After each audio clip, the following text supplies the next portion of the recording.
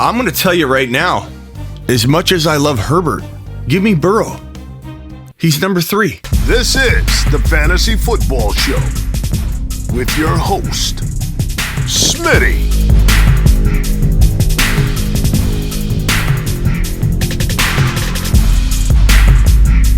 Top 5 running back. You're watching the Fantasy Football Show. Smitty! Take a lap. I'm kind of mad about Joe Burrow blowing up in week 16, I'm not going to lie, because he is going to be on everyone's radar right now. Everybody will be talking about Joe Burrow this, Joe Burrow that. T. Higgins this, Jamar Chase that. The Bengals are on their way. And how dumb we were here on the show predicting the Bengals to win the division. They're knocking on the door right now. Smitty drafting Jamar Chase is a big mistake.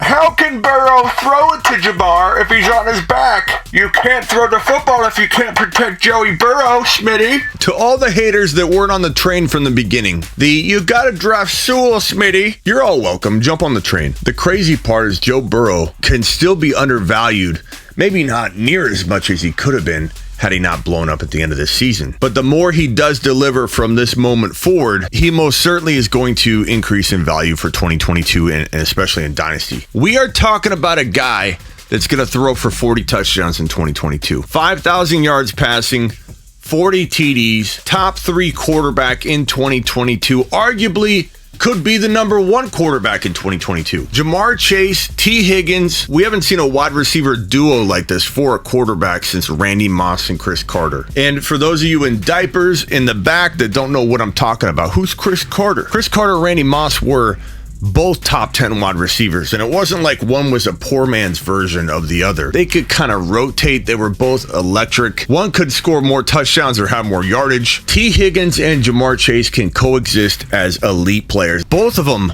are 1,000-yard receivers in 2021. Both could be 1,200 plus yard receivers in 2022. Both could have double-digit touchdowns in 2022 as well. I have no problem with people having Higgins rank 1 out of that wide receiver duo, or Jamar 1. I love them both, but more importantly, Joe Burrow loves both of them. The difference between the two, if we're going to get nitpicky here, is that Jamar is going to get better and better and better. Not that T. Higgins isn't maturing as well, but Jamar is barely scratching the surface. I mean, he's going to improve on so many levels. He's got so many talents and abilities that he hasn't even found himself right now. His ability to dominate the space around him, he's learning that right now. Working on his hands, working on his rhythm, getting back into football form. The guy didn't play for an entire year. So it's no surprise he's hit a rookie wall. So I love when people don't give Jamar Chase credit for what he's trying to accomplish as a rookie, trying to get through a 17-game season, all while staying healthy, adapting to the game. But this is not about Jamar Chase necessarily or T. Higgins. This episode's about Joey B. Now, even if Joey B wasn't the player I believe him to be, his wide receivers alone would make him a monster. Think of Jameis Winston in Tampa. Godwin, Evans, Winston was a top 5 quarterback. Burrow, whether he's good or not, is going to produce fantasy football numbers because he has 2 wide receivers that can rank inside the top 10 in fantasy football wide receivers in 2022 and beyond. One of which will be probably top 5. The other won't even be like 10 or 11. The other player could be 7. By default, Joey B has to float around top 5 quarterback numbers, even if he makes a lot of mistakes and throws a lot of INTs like Winston did in Tampa. But he's not Winston. Joey B is just getting started as well. Him and Jamar Chase are barely scratching the surface. Higgins too. He's young, but Joey B is evolving and getting better every single game. And if you look at Joey B's game log, there's a particular block of time that I don't necessarily want to remove because that's a dangerous game to be like, oh, let's take away this game, take away that game, then let's kick in an average and see what the player would have done. But it's a very specific clumped together number of games around this bye week. So week 9 through week 13. If we block out those games right there and we take a look at what Joe Burrow's been doing all year long outside of those 1, 2, 3 bye week, 4 games right there from weeks 9 through 13, where he didn't have many touchdowns, struggled quite a bit. And if we block out that string of games right there. We include his last 3 games, the 2 TDs, 1 TD, and 4 TDs in weeks 16, 15, and 14. We count all of weeks 1 through 8. We don't nitpick and decide what we take in and take out. Just taking out this one section where he struggled. Joe Burrow, if you divide this by the number of games played, multiply it back, not on 17 games, but on 16 games, he would have thrown for 40 TDs in 2021. He would have thrown for over 4,700 yards. Again, I'm not a fan of that in general. I'm merely trying to say that you can identify an actual clump of 4 games in a row that hold his numbers back from looking like 4,700 yards and 40 TDs. Joey B didn't get a full rookie year. He played 10 games in 2020, less than 10 games. He's barely a sophomore. One 348-yard game in week 4, another 348-yard game in week 14, and then 525 in week 16. 5 games with at least 3 TDs or more, and only 1 game in these remaining games, if we take those 4 games out from weeks 9 through 13, 1 game Joe Burrow threw for under 2 TDs. Phenomenal sophomore season. Pattern recognition is what I do best. And I'm telling you, the pattern here is that Joe Burrow is going to explode. Mixed with his improvements and what I see out of him alone, without the wide receiver dynamic at play here, without having 2 top 10 wide receivers, I'm telling you, Joe Burrow is a top 5 quarterback no matter what, even if you removed one of Higgins or Chase off the roster. The part that's crazy, the perfect storm that's about to hit 2022 and week 17 and 18, I know you're still playing week 17 and 18. I'm trying to provide content for both redraft now for the remainder of 2021, redraft for 2022, and dynasty for 2022 and beyond. Wide receivers mixed with talent, top 1 to 3 quarterback in 2022. Where's his ADP going to be? I don't know, but it's probably going to be worth it. Even if he's the number 2 quarterback taken, or some might take him number 1, but let's call him 2 or 3 taken, assuming he finishes really strongly. Quarterback 2, quarterback 3 off the board. I can't imagine where his ADP will be, but before we get to that, let's go to topic 2, Burrow, week 17. Burrow faces the Kansas City Chiefs in week 17. A defense is bottom 10 in the league in terms of giving up yardage, ranking around 20th in the league in terms of touchdowns given up through the air. KC's not a hard defense to throw on. Burrow is going to have a big day, and I feel like everything I'm saying right now is going to be amplified just a little bit more because of the big week 17 outing he's about to drop, and then playoff performance. Now, if Burrow and the Bengals fall short in the playoffs, that will help diminish his value a little bit, but he's still walking into 2022 with a what have you done for me lately mentality, which is going to be a lot. He's done a lot for you lately. Get burrowed. People are getting burrowed left and right, and people are going to remember it. People are getting burrowed left and right, and people are going to remember it. Week 17, top 4 quarterback play. Higgins, Jamar Chase, both top 7 in 2021, week 17. And for topic number 3, ranking the top 5 quarterbacks for 2022, let's hit the marker board. Top 5 quarterbacks 2022. Every league I look at, I've got 3 pulled up here. Josh Allen's the number 1 quarterback in fantasy football 2021 through week 16. Something we predicted on the show here, and he's fell up and down too. Imagine if he didn't have a lot of missteps along the way, he'd be killing everybody, but he is the number 1 ranked quarterback pretty much across the board in any scoring format. I can't even find one where he's not. Josh Allen is the clear number 1 quarterback in 2022 fantasy football, but it does depend on where you got to draft him, whether you take him or not. You may like a Joey B if he can fall to a better value. You may like a Herbert or a Mahomes if Mahomes isn't the first quarterback taken. Mahomes could have the best value in 2022. We really need ADP data to evaluate ADP based on upside and cost of entry and all that. But right now, from a rankings perspective, Josh Allen is the number 1 quarterback in 2022. Joey B's in the conversation right here at number 2. I really believe he is, but I'm going to put Pat Mahomes here. And Mahomes is so capable of, right now he's ranking 4th overall.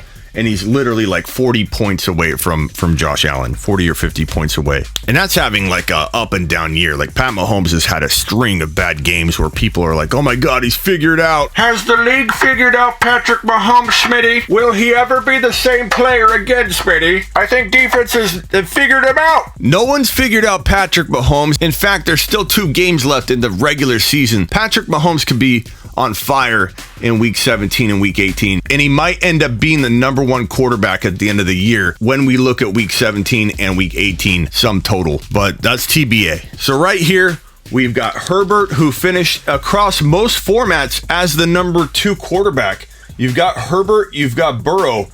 I'm going to tell you right now, I love Herbert, I love Burrow. And in fact, let's make it 3A and 3B. As much as I love Herbert, give me Burrow. He's number 3. His weapons are just better. I'm not saying Herbert doesn't have amazing weapons, but Burrow has more weapons. The team is on the rise. They're going to improve the offensive line even more. Imagine if they had a good tight end option, and I hope they back up Mixon in case he were to get hurt or something. They'd have still an elite running game. Give me Joey B, number 3, 3A. Justin Herbert is QB number 3B. So who's going to be number 5? These two tie as my 3A and 3B. I'm probably going to put Kyler Murray here. You could put Lamar. You could put Jalen Hurts. You could put a bunch of quarterbacks here. This is 2022. I'm going to say Kyler. Those are my top 5 quarterbacks for 2022. Now, what happens in Dynasty? How do they move around in Dynasty? They don't. We got a weird thing going on in fantasy football where a lot of the rankings for Dynasty oftentimes mirror the rankings for redraft. Sometimes that happens when you got a lot of younger players changing of the guard. Jamar Chase is going to rank top 5 for me in 2022 wide receiver rankings, Dynasty and redraft. You're not going to have a lot of fluctuation between redraft and Dynasty in some years. This will be one of those years where there's not a lot of fluctuation. It's a changing of the guard at a lot of positions, from Kyle Pitts at tight end to these quarterbacks to Najee to JT, Javonte. Redraft Dynasty, not going to be as big of a difference as you think. And for quarterbacks top 5, there is no difference at all. Maybe Burrow could bounce in and out of the 2 or the 1. He's going to have cups of coffee with these top 2 guys. Would not shock me at all if he was the number 1 quarterback in 2022 end of season scoring fantasy football. He's got the weapons. He can do it. The question is, where are we drafting these guys? Because whether you rank 1, 2, 3, 5, if I draft you is dependent on your ADP. If I can get Burrow in round 5 versus Mahomes in round 2, I'm taking Burrow in round 5 all day long. Coming from an early QB drafter. Smitty, are you still going to support early QB drafting? No, Bob, it's not early QB drafting when you draft a quarterback in round 3 or 4. That's called middle round QB drafting. I'm making a change on how we define that because there's a negative connotation when it comes to drafting a quarterback early. When 3rd or 4th round is not early, it's just right when it's the right quarterback. But when you can get one in round 4 or 5 that's comparable to the one in round 3, like Burrow, let's say, goes at 4.11, and let's say Pat Mahomes goes at 3.02. If that's what ADP is going to tell us in the coming months, I'm taking Burrow. He's got the reach to be number 1. If I can get him later, I'll take him later over any other option. So we've got a lot to dive into when it comes to ADP. My early guesses for ADP will be rounds 3 to 4, round 3 to maybe 4, but maybe round 3, depending on how he finishes. I really think Mahomes has such a big week 17 and week 18 and playoff performance that he climbs into round 3 and locks himself in as the number 1 quarterback. Burrow's finish, whether he finishes as strong as he's been playing lately, or if he has some good and bad games as he's still growing, as the offense is still getting better and better, his ADP will be determined on how he finishes. He could be a 3 or 4 round guy, but he could also be a 4 to 5 round guy, 4 to 5. Herbs will be somewhere in round 4. Kyler will probably be in round 5 and beyond. So Kyler will have some good value. Herbs will have some good value. Everyone on here will have good value. Even Josh Allen, if in the 3rd round, even Mahomes, if in the 3rd round, is good enough value to use a draft pick on him. Do I prefer to take my quarterback in round 4 when all things are pretty darn close to equal? Absolutely. I will push that if I can. I will promote that where I can and when I can. But make no mistake about it, all these guys will be worthy at their ADPs. No, it will not be a mistake to go early 3 to 4 round value on Josh Allen or Mahomes. It just makes way more sense to wait if you can, if the options are this good, and they are. They're top 5 good. All these guys could flirt with the number 1 overall spot at any given time, any given moment, any given Sunday.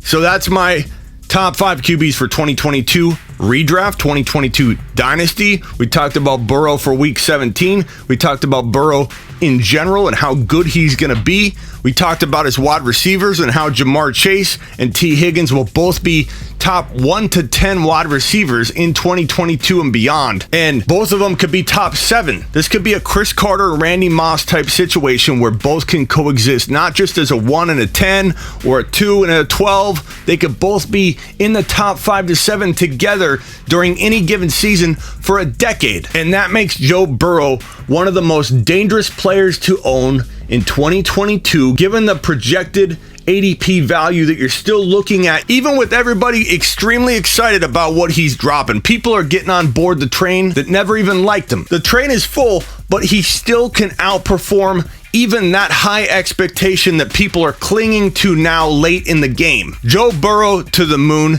Higgins already on his way. Jamar Chase is on his way and will stand at the very top of the moon, I have no doubt. Jamar Chase is barely tapping into his upside. Go get the remainder of 2021, but we're starting 2022 content. It started last week. We're not letting up. Get ready. Subscribe if you're new. Tell your friends about the show. Tell your grandma. Like on the way out. Leave a comment in the chat. Let me know what you're thinking about Burrow and these wide receivers and where you rank Burrow in 2022. And get on over to sleeperu.com and get your lifetime membership now. Where? Want bold year-round rankings, trade calculators, and bold predictions? Get on over to sleeperu.com. Get that lifetime membership today. If you order my $199 lifetime membership, where you'll never pay for content, rankings, bold predictions, trade calculators, mock draft simulators, articles, video courses, you'll never pay for that stuff again. If you buy that $199 membership, I'm throwing in free one-on-one text advice all season long in 2022. So go get your membership today. now get out of here. This is the Fantasy Football Show with your host, Smitty.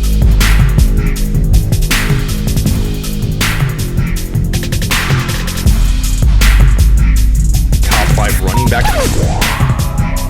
You're watching the Fantasy Football Show. Smitty,